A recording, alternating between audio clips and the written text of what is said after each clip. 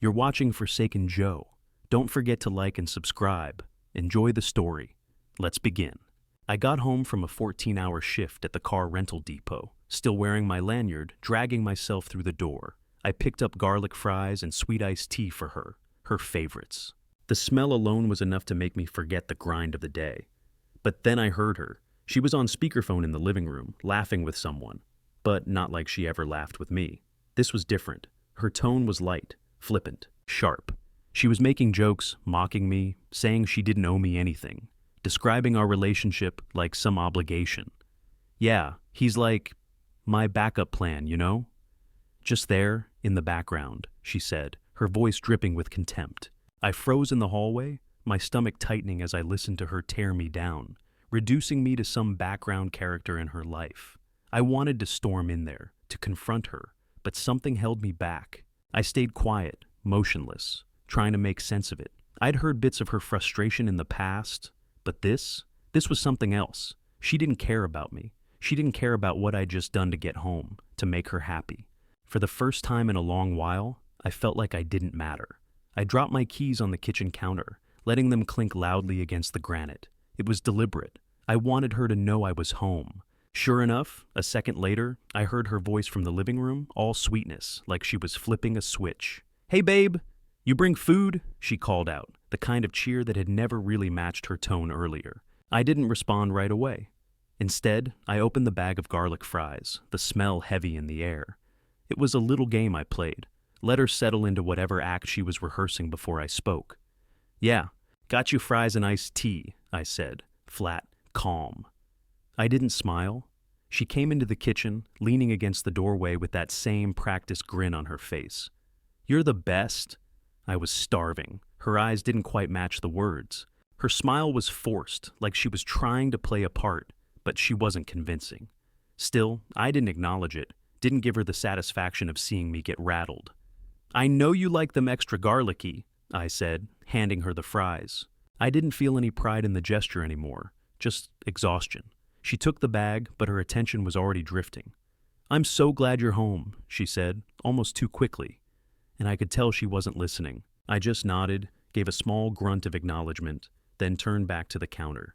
She didn't stay long. She grabbed her iced tea, sipped it, made a joke about needing to hit the gym. But there was no real connection there, just the hollow motions of someone pretending everything was fine. That night, I lay in bed wide awake, staring at the ceiling. I ran the conversation on a loop, hearing her voice in my head. He's just there in the background. I started thinking of all the things I'd done. The maintenance on the car, fixing the sink when it leaked, picking up extra shifts to cover the bills. How I'd always shown up, no matter how tired, no matter what.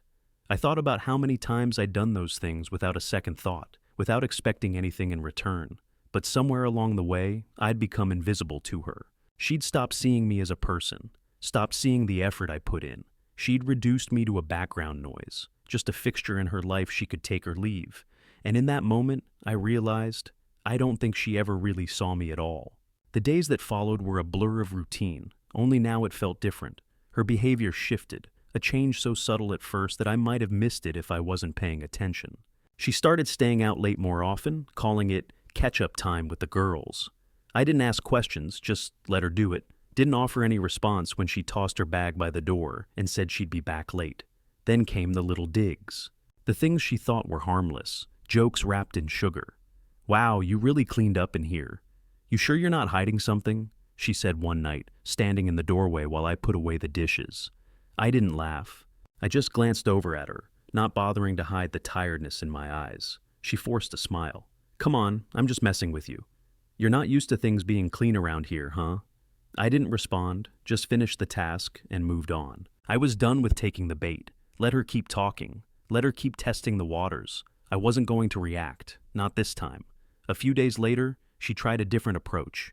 She ordered takeout from the place I liked, the one I'd always joked about going to, but never did. She sat down next to me on the couch, a little too close, as if nothing had changed. Her fingers brushed mine when she passed me the box, and she smiled.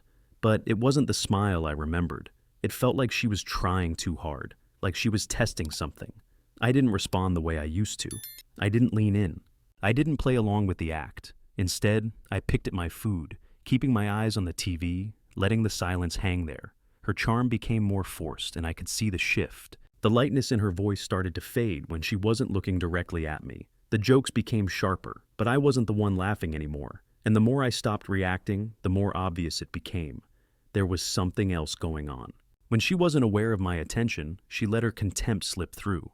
She'd roll her eyes when I said something, or toss out a snide comment about how I didn't know how to have fun. But when she saw me watching, she'd catch herself. Her smile would come back, too bright, too practiced. It wasn't even subtle anymore. It was like she'd flipped a switch, contempt when unobserved, charm when she knew I was watching. But I wasn't watching anymore, not in the way I used to, not with the same hope or connection. I was watching with a different kind of awareness now. I could see through the act, and it didn't matter how hard she tried to play it straight. The cracks were all too clear. I kept quiet. I let her spin her stories, let her test the boundaries. But I wasn't here to be her audience. I wasn't here to play the game anymore. I couldn't keep pretending I didn't see it anymore. After days of her little tests and the distance growing between us, I snapped.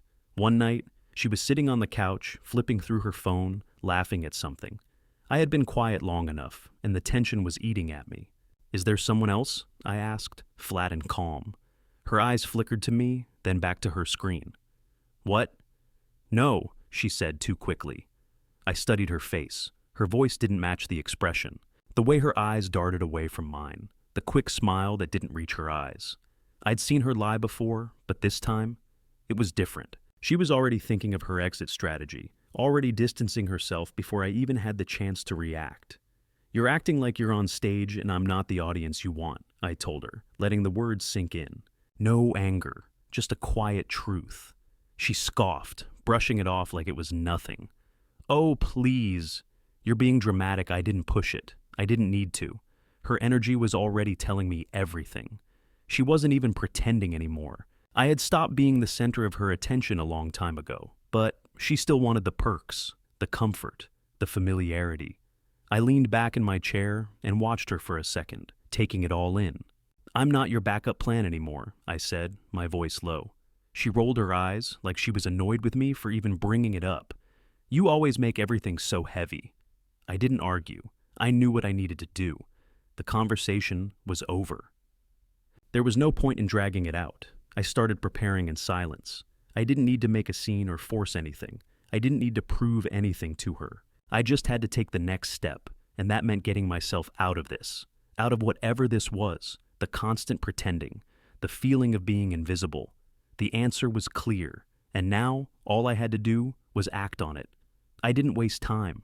The night after that conversation, I shifted my direct deposit into my personal account. Clean, simple, no more sharing, no more pretending. I moved my emergency contact over to my cousin, someone who actually mattered, someone who'd have my back. I started using the spare room, the one in the back of the house that we never really used for anything, as my space. It wasn't much, just a bed, a desk, and the kind of quiet I needed to think. The first night, I couldn't sleep. I just sat there, in the dark, letting the silence settle around me. It felt better than it had in weeks. I didn't need the chaos of our shared space anymore. I didn't need her attention, her empty gestures.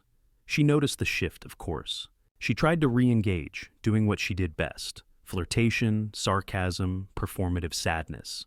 She'd stop by my new room, lean in the doorway, pretending to care about something I was doing. "You're so serious all the time now. What happened to that fun guy I used to know?" she'd say with that too casual tone. Or she'd sit down beside me, her touch lingering a moment longer than necessary. "Miss hanging out with you." I didn't bite. I didn't let her see how much it stung, the way she tried to draw me back in with nothing behind it. I kept it civil, kept it distant. I didn't owe her anything anymore. Her social media posts started to get louder. Strong woman captions, empowerment hashtags, photos where she looked like she was living her best life. They were all designed to catch my attention. I didn't respond. I didn't like them. I didn't comment. I just kept moving, kept my space, kept quiet. She sent me texts here and there, casual at first, then a little more desperate. "Are we okay?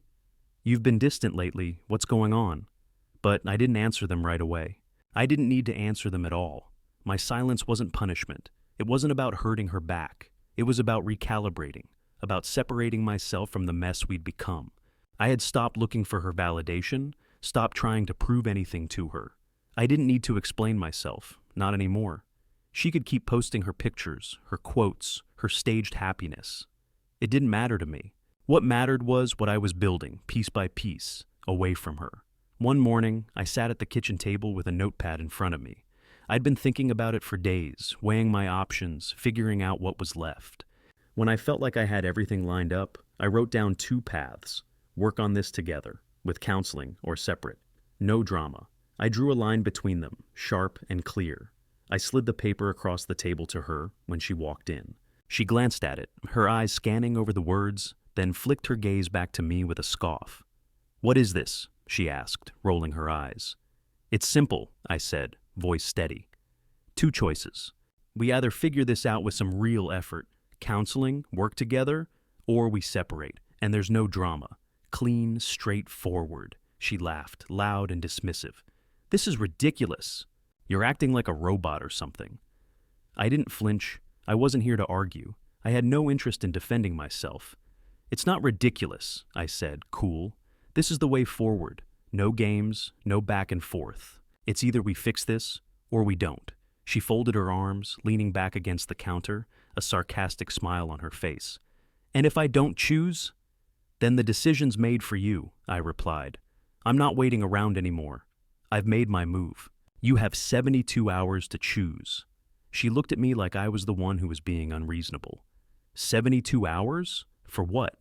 Am I supposed to just magically decide everything right now? I didn't budge. "That's the time you get to decide. If you don't make a choice, then I will." Her laugh was sharp, a mixture of frustration and disbelief. "You're so cold, you know that?" No heart, no room for anything. I held her gaze. "I'm not cold. I'm done wasting time. You've had plenty of chances to choose. This is just me laying it out. Either we move forward or we don't." Simple. She scoffed again, but there was something behind her eyes now, something that wasn't quite as dismissive as before. Maybe it was the hint of the deadline, or maybe she was starting to realize I was serious. Either way, she didn't take it well, but I didn't care. I gave her the time she wanted, but I wasn't going to wait forever. 72 hours, no more, no less. I wasn't asking for a miracle. I was giving her an option, one last chance to decide what she wanted. But I knew, deep down, that she wouldn't take it seriously. I did. The next few days played out exactly how I expected. The clock started ticking, and the weight of the situation caught up with her. She didn't seem to take me seriously at first. I could tell from the way she went about her day like nothing was different. But then things started to fall apart for her. Cards declined at the register. Accounts froze. I watched it all unfold, the way her frantic energy shifted from apathy to panic. She started poking at me, trying to make me feel guilty for her mess. One night, she leaned against the kitchen counter, her voice sharp and desperate. "I'm really struggling right now, you know? I can't handle all this alone." I didn't bite. I stayed silent, picking at my dinner, letting her words hang in the air. "You know, I've always depended on you. Maybe you don't get that," she added, leaning in. Her tone was soft now, almost pleading, but it didn't work. "I'm not your safety net anymore," I said, just enough to cut through the tension. Her eyes flashed with something, frustration, maybe. But she didn't argue. She knew better, so she tried something else. The next day, her mom called. I knew what it was about before I even picked up. "Is everything okay? You guys haven't been yourselves lately," she asked, concerned, like she could feel the shift. I kept it simple. "We're operating with independence now, Mom. Nothing personal, just making decisions." There was a pause on the other end. I could almost hear the confusion on her face. "Are you sure? Maybe you should just—" "No," I cut her off, my voice firm. "It's been decided." I didn't let her dig into it. She didn't need more details, and frankly, I didn't need her opinion on this. It wasn't a debate. Her friends started sending messages too. Vague, of course. "Hey, just checking in. Everything cool? You seem distant lately. What's going on?" They didn't know what was happening behind closed doors, and I wasn't about to fill them in. I didn't answer. I didn't need to. They were part of the pattern, just as clueless as she was about the reality of the situation. I could feel her trying to regain control, but she kept tripping over her own tactics. First, it was the emotional guilt trips, then the subtle threats that she couldn't make it without me, but I kept my silence. It was like watching a show I'd stopped caring about, the drama playing out, but I wasn't reacting, not anymore. The timer was still ticking, and I was watching it with a clarity I hadn't had before. This wasn't about proving anything to her anymore. This was about holding the line. She'd made her choices. Now, she had to face the consequences. I didn't need to save her. I didn't need to fix anything. I just needed to keep watching. The final night arrived, and I could feel the weight of it hanging in the air. She was sitting at the table, trying to soften the moment, her posture all relaxed, like we were just two people having a conversation, but I knew better. She cleared her throat, her tone casual, like she was testing the waters. You know, I've been thinking, maybe we've both just been confused. We've been through a lot, right? I didn't say anything. I just watched her, my mind still clear on what I had to do. She shifted in her seat, clearly trying to read me. I mean, we've always worked through stuff, so I don't know. I just think maybe we need to talk more. I didn't respond to the words. Instead, I slid an envelope across the table toward her. She blinked, a little caught off guard, but reached for it anyway. She opened it slowly, her eyes scanning the contents. First, there was the information for a lawyer consultation. Then, the counselor's referral. Finally, a list of dates for separating finances. Dates I'd already scheduled. She lifted her eyes to mine, confusion in her expression. "This is excessive," she said, her voice shaky. I didn't let her stall. I didn't soften it. I leaned back in my chair and said, "This is the follow-through." Her face tightened, and she slammed the envelope down on the table, her chair scraping against the floor as she stood up. "This isn't what I wanted. I thought you were just bluffing. I watched her unravel, her voice cracking, but I didn't move. I didn't offer anything, no apology, no second chance. "You were hoping for me to change my mind?" I asked, quiet. "You wanted me to give in? To let this drag on?" She blinked, her eyes wild with a mixture of disbelief and anger. "I don't know what the hell you want from me, but this isn't it. I'm giving you a choice," I said calmly, holding my ground. "You had 72 hours. You didn't make a decision, so I did." Her face went pale, her lips trembling. She'd thought I was bluffing. She thought she could drag this out another few weeks, maybe months. But this wasn't some emotional back and forth anymore. I wasn't playing along. She reached for the envelope again, her hands shaking, but she didn't pick it up. She just stared at it.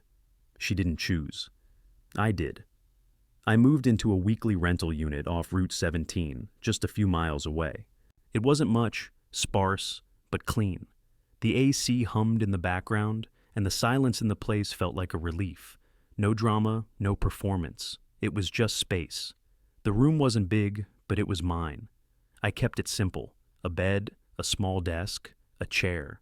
I didn't need anything else. I wasn't here to impress anyone. I made basic meals, sandwiches, eggs, whatever. Nothing elaborate. I walked more, took in the quiet. The difference was noticeable, like a weight had been lifted. I could breathe again. I didn't hear from her for the first couple of days. I wasn't surprised. But then the texts started. They came slowly at first, sporadic, like she couldn't figure out what to say. "Why are you doing this?" came first, then another a few hours later. "I'm sorry. I miss you." The next day, a different tone. "You can't just walk away from us like this." I didn't respond. I didn't owe her anything. I didn't owe anyone explanations. I had made my choice. The counselor's words stayed with me. You can love someone and still walk. It was the kind of clarity I hadn't given myself permission to feel before. But now, it was clear. Loving someone didn't mean staying in something that was broken, and it didn't mean forcing myself to be a part of something that had stopped working. I started changing small things. I updated my passwords, changed my contact info, moved files and photos into storage. It wasn't about being petty. It wasn't about hurting her. It was just part of the process, a natural shift.